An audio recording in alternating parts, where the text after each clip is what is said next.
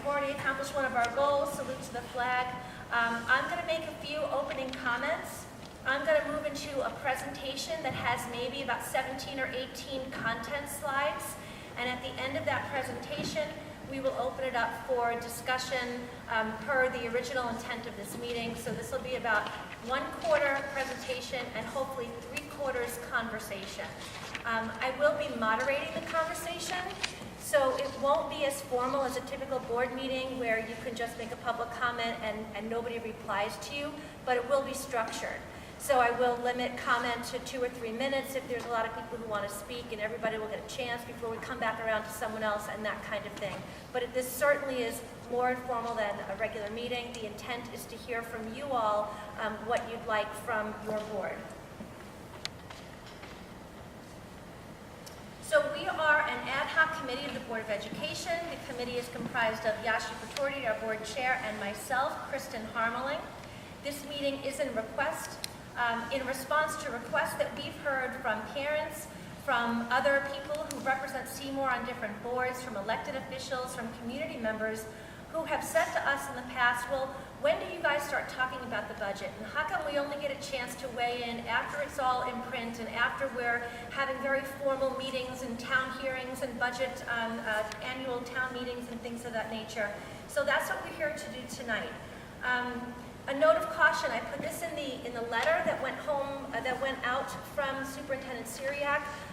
There are a lot of mandates that we have to do. There are a lot of things that if you work in business, or if you manage your own business, or if you stay at home and manage your household, there are a lot of things that feel logical that you would expect that we would be able to do as a district, and sometimes we can't do them all because there are laws and regulations and policies that tell us very often what we must do and what we cannot do.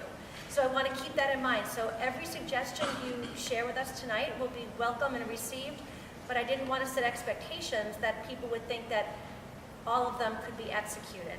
And I don't think it needs to be said, but we obviously are always working with a finite amount of dollars. So while every single one of us on the board, and I'm sure in the administration, have this list of activities and programs we'd love to start, resources are limited. That is not to dissuade anyone from sharing their thoughts. The last thing I want to mention about this evening is that this is not a budget presentation for the upcoming budget. I'm not going to be sharing any new numbers with you. I'm not going to be sharing any changes from the current school year to next school year. This is strictly a presentation to provide you with information so that we can start having an informed discussion rather than just let's everybody start from a different place with where we are right now in our school budget. So, yeah. Our budget presentation actually is going to be tomorrow, our very first one. That's when the superintendent presents the budget to the Board of Education. So while it would have been great to have heard from everyone a couple of weeks ago, we're still not too late, because the board has not weighed in and shared with the superintendent or the administration what our thoughts and our thinking are. So just a few numbers. Seymour schools, by the approximate numbers, I'm looking at the reporters, approximate numbers. We have about 300 full and part-time employees. We serve 2,320 students. We run 20 or more clubs and 20+ sports teams across the middle school and high school. So if you think about this as a district, as a business, we have a lot of clients, a lot of employees, and we offer a lot of services on top of our core service, which is educating the children of our town. What I'm going to do now is share with you our current budget. This is the budget that was approved by the Board of Education. I am giving you all of our main line items from our budget, putting it in a pie chart. It's about a $31 million budget. You can see right off the bat, the single largest expense is staff and salaries, 50% for non-certified staff, for certified staff, 11% non-certified, 18% for benefits, and so on. So our top 3 largest line items comprise 79% of our budget. I'm going to focus on those top 3 tonight, but before I got into them, I just wanted to briefly mention transportation, since it is the 5th largest line item in the budget. That's our buses. Gets our kids to and from school. It also takes our special education children to the schools that they go to if they're outplaced. or to magnet schools and VOTEC schools, etc. When we talk about tuition, we're talking about tuition for outplaced special education students, and we're talking about public schools for those parents and students who exercise public school choice options, primarily the magnet schools, as well as the VOAG school and the Sound School in New Haven. And then the other large item is supplies, and that really encompasses the full range of instructional materials and books to technology materials, custodial supplies, and even gas and oil. So those are some of the biggest line items in our budget. And now I'm going to take you through a pie chart of each of those top 3 items. So the first large item was 50% of the budget goes to certified staff, so that's about $15 million. This pays the salaries of about 152 teachers, 13 administrators, 4 nurses, and if you notice in the Appendix E, non-sport stipend, a very small percent, that is all our extracurricular clubs and activities that our teachers run for our students. So you can see the bulk of the certified staff line item is comprised of teacher salaries, 85%. Moving on to the next portion of our staff and salary line items, 11% of our overall budget goes to non-certified staff. When we talk about non-certified staff, we're talking about our custodial services, we're talking about the people who support our offices, both in our schools and in central office. When we're talking about technical services, this is our Director of Technology and his staff, and the Appendix E non-certified staff is our coaching staff. So these are some of the highlights of the budget that comprise the bulk of what we ask the taxpayers to pay for each year. And employee benefits is relatively simple. It comprises 18% of our overall budget. Just like any business that offers benefits to their employees, the bulk of that is taken up in healthcare, 76%, with the rest of it going to Social Security, Medicare, pension, retiree benefits, and then other types of insurance, workers' compensation, life insurance, and unemployment.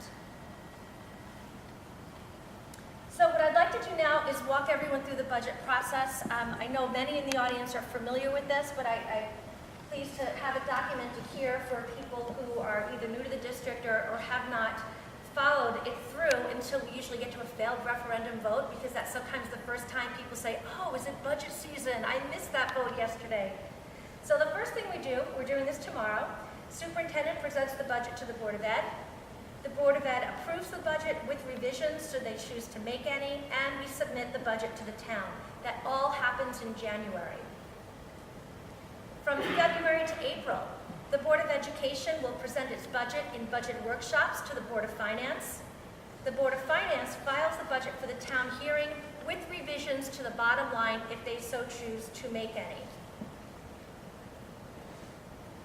The Board of Finance then files a budget for an annual town meeting, again with revisions if they choose to make them, and then we have a first referendum. If it fails, I'm sure most people would say it should say when it fails, since that seems to be our pattern in Seymour. If it fails, the Board of Finance makes revision to the Board of Ed bottom line and resubmits it to a referendum vote, and this process will occur literally over and over again until we have a passed budget. And once the budget is finally approved, that's the point at which it comes back to the Board of Education, and the Board of Education does its job in terms of where cuts should be made, where adjustments should be made to make sure that we can fulfill our duties based on whatever budget passes the final referendum.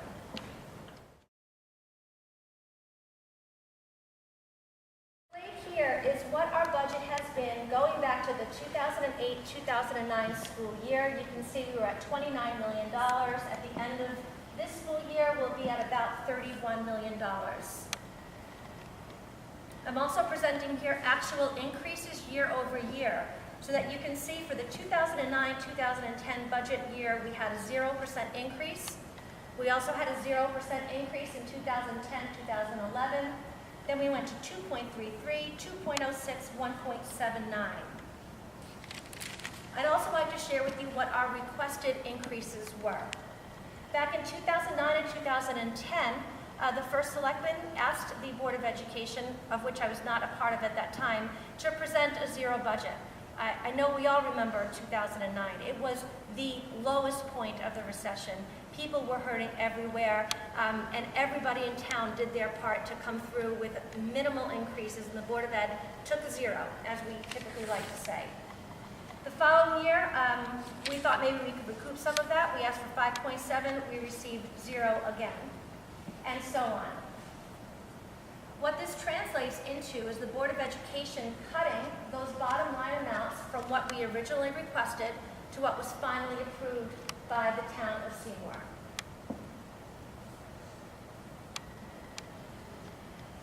So we have risen our budget. Our budget is increased by 6% over 5 years, or on average 1.2% each year.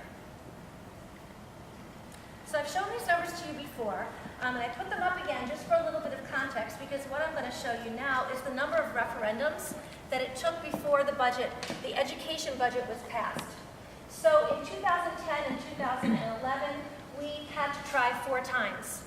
On that third budget referendum, the budget was a 0% increase, and it still failed. At that time, I was on the Board of Finance, and I'll be really honest with you. We didn't know what to make of that. We didn't understand how a 0% increased budget could fail, but yet it did. So we put the budget back out at 0, and it passed on that 4th time. So that was the year we asked for 5.7%. The next year we asked for 3.9%. It took 3 tries. The next year we tried for 5.2. It took 4 tries. Last year we tried for 2.4. It took 3 tries. So we've kind of been playing around. Do we ask for what we think the system really needs, or do we come in as low with a bare-bone budget? It doesn't really seem to make that much of a difference, to be honest with you, when it comes to how the budget fares when it goes to referendum.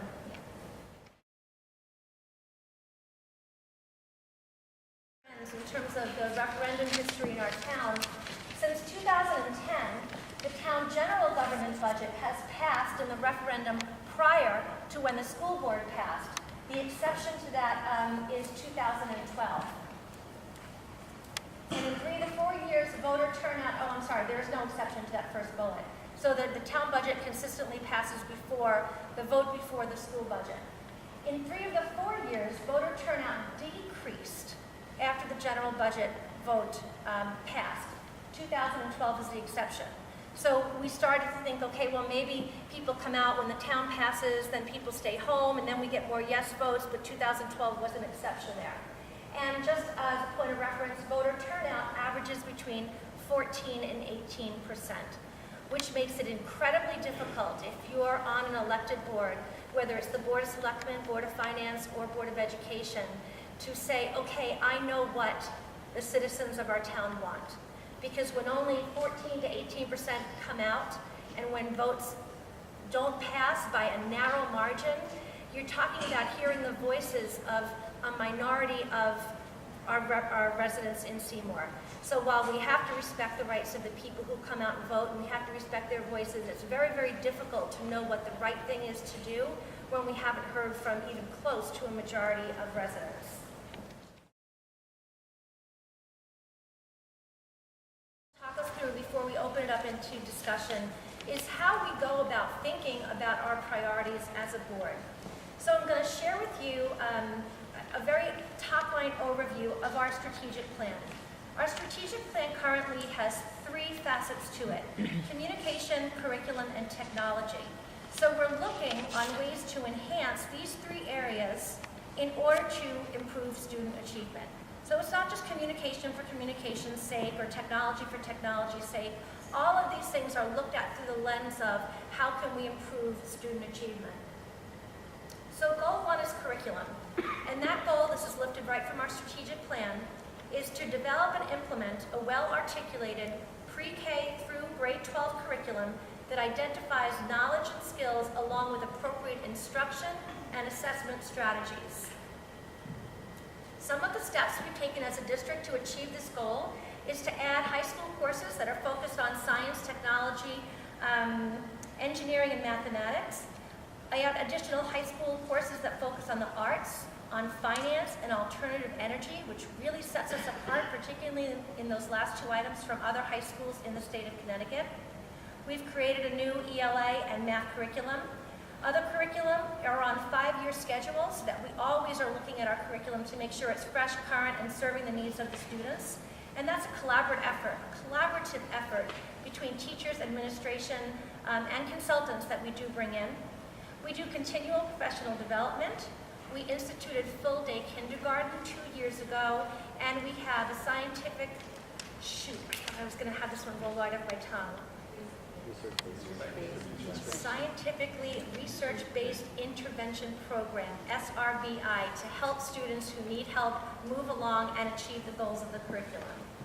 Before I leave the slide, I want to point out that some of these goals are accomplished through grants. We have a grant at the high school to focus on alternative energy. We won the alternative energy race this past year, thanks to Paul Lucky and the work he's done with our students up there. So we are always looking for money, and that really does come from central office. So when I say our there, I'm not talking about the board. That's the work of the central office and the school administration, as well as teachers applying for and receiving grants to help their students. Goal 2, technology. That goal reads to redefine and recreate the learning environment, instructional approaches, technologies, and resources in ways that incorporate our emerging understanding of how students learn and how technology is changing the way they engage with the world. Some of the steps that we've taken to accomplish this goal is we have absolutely what we need in terms of infrastructure. We have Wi-Fi in every classroom or in every school. We have smart boards in every classroom for the elementary schools and for the middle schools. At the high school level, we have interactive iPad, desktop, video screen combinations for multimedia learning in the high school. We have 2 technology integration specialists that help with embedded professional development on our technology and leveraging technology resources and content. We have tablet, laptop, and Google Chromebook purchases and pilots, and we are truly ready for a one-to-one environment. And not every district can say this. I was at a focus group that was being run by one of my clients where we had 20 teachers in the room, and one of the teachers was from Bridgeport. And she said, you know, everyone in my school has a Google Chromebook, but we have no Wi-Fi. They have Google Chromebooks with no Wi-Fi. Absolute waste of money, absolute frustration to teachers who can literally see the technology, but yet it does nothing for them.